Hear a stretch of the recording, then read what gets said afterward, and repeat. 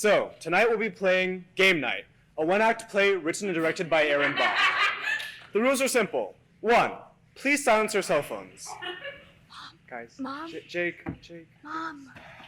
Tessa. I have to go. Tessa! Thank you. 2, sit back, relax, and enjoy. Thank you.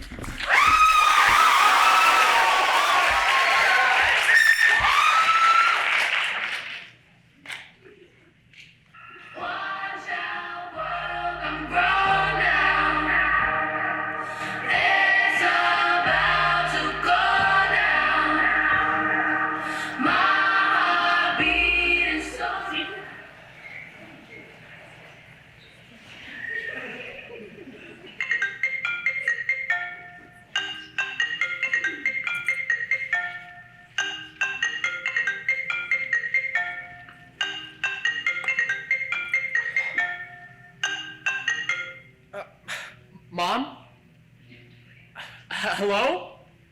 Yeah. Sorry. I was napping. Yeah, no, I won't sleep too much. Yes, I bought dog food and I fed Rocket, and yes, I watered the plants. Your hydrangeas are thriving. I think I'm pretty good at this whole gardening thing. So, how's the trip? I'm glad you guys are having fun. Mom? Hello? Oh, yeah. Hey, Dad. Yes, yeah. I'm eating enough food and I haven't burned down the house yet. A house party? Yeah, I actually invited the whole school over for my parents are out of town, so let's get crazy type of party. What do you mean it's finally good that I'm partying? No, I just invited Sadie, Charlie, and Joanne over. We're trying to make the most of our last summer together. Yeah, I know. We'll be sure to party responsibly. Yeah, love you. Tell Mom I said bye. Hey, Andrew. Hey, Sadie. Wait, how'd you get in here? You left the front door unlocked. Was that not supposed to be on purpose? Frick. Also, you haven't checked your mail in like 2 weeks. And you haven't walked your dog yet today. How do you know that? Oh, your parents told me to check up on you because they don't really trust you. Come in. It's unlocked, I guess.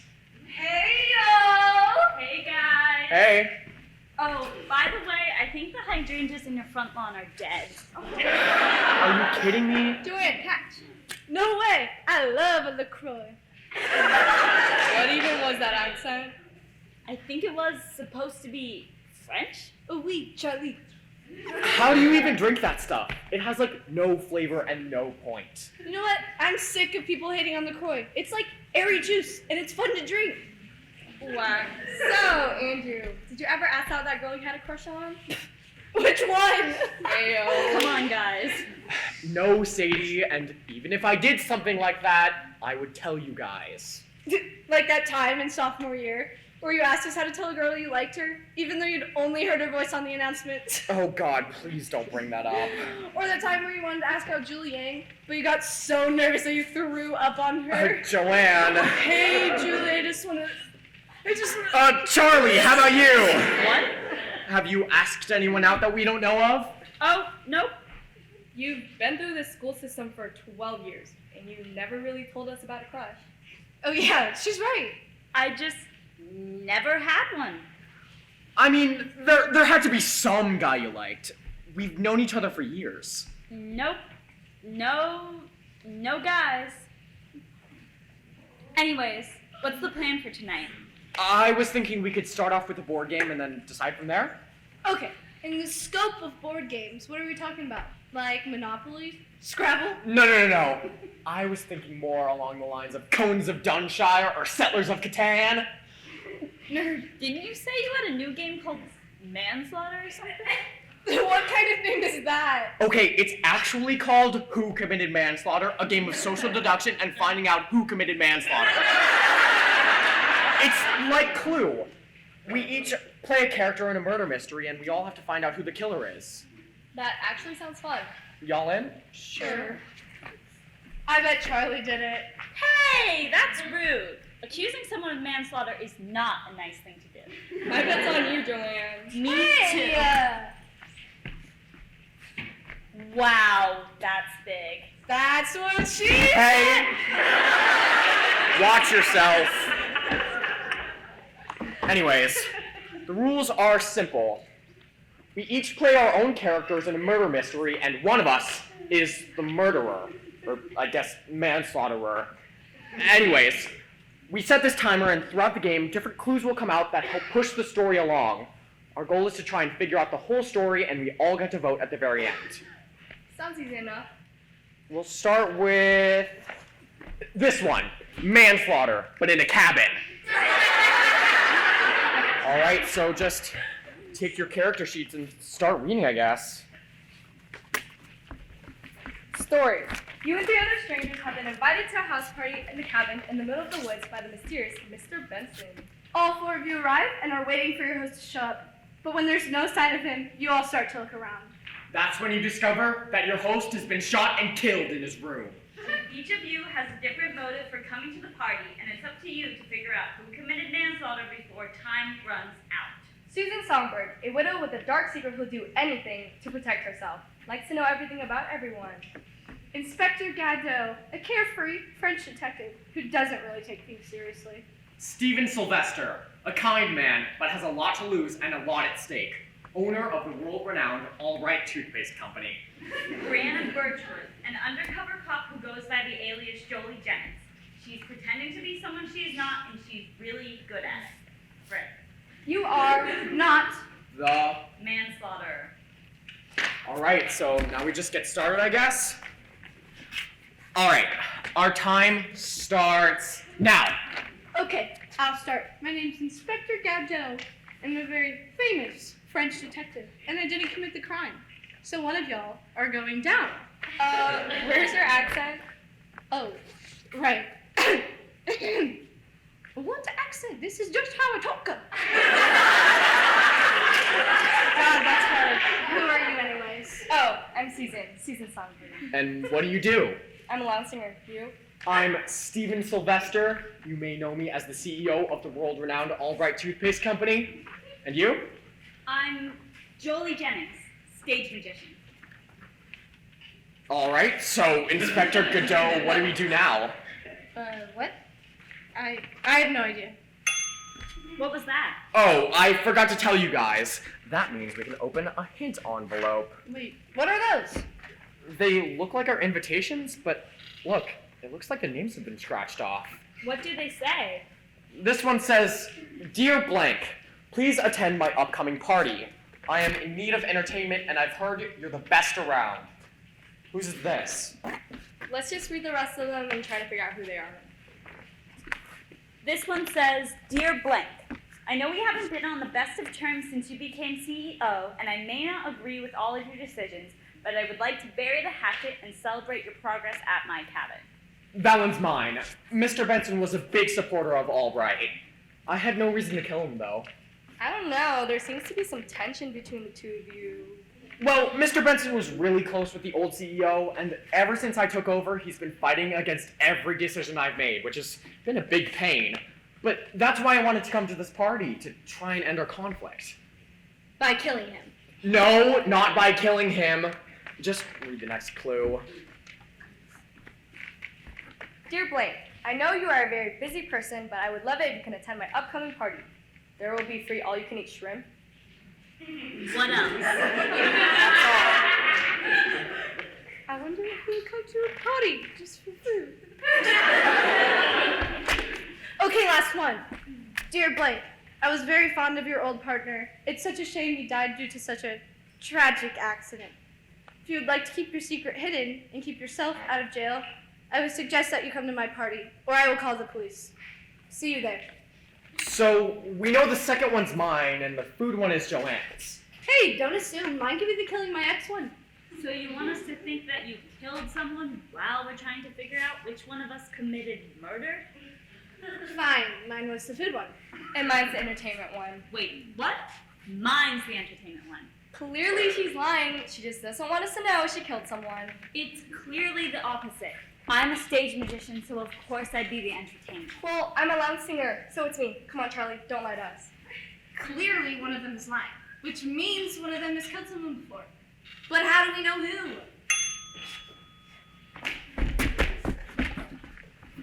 It's a newspaper.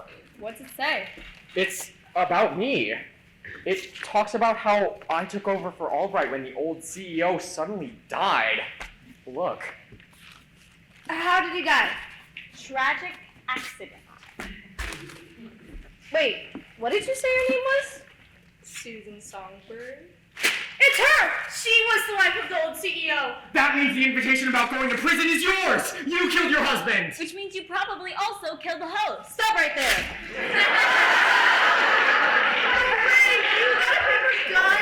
Okay, fine, I killed my husband for the money, yes. But I swear, I didn't kill the host. And why should we believe you? Well, think about it. The invitations make sense.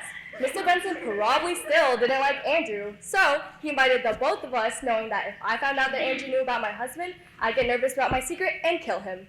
And inviting an investigator who wouldn't get in the way would not only mean that Andrew would die, but I would also get justice for killing my husband.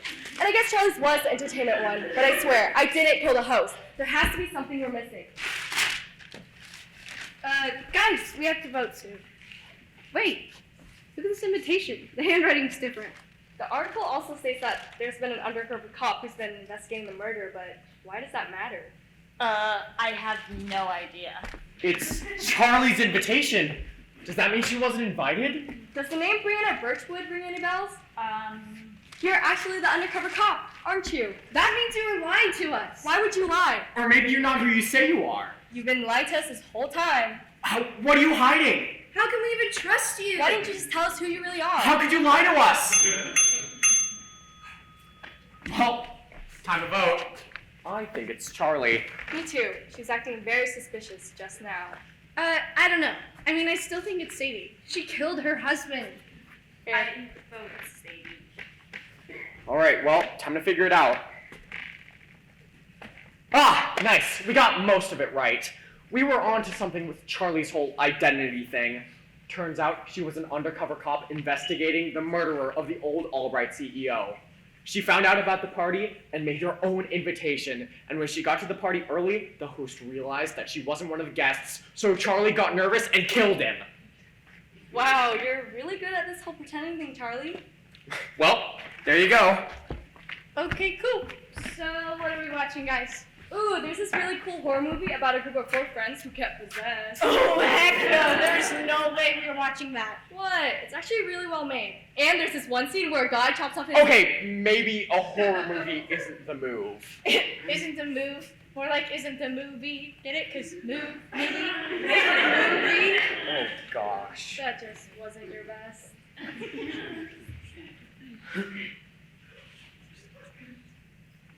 I'm gay. Guys, I'm gay. What? I like girls. I've been meaning to tell you guys, but I just didn't know how. And I hate to do it like this. Because it doesn't even really matter. But maybe it does. I wanted to do it this year, and I wanted to do it so badly because it felt like I wasn't being honest. Not that I was lying, but I wasn't telling the whole truth.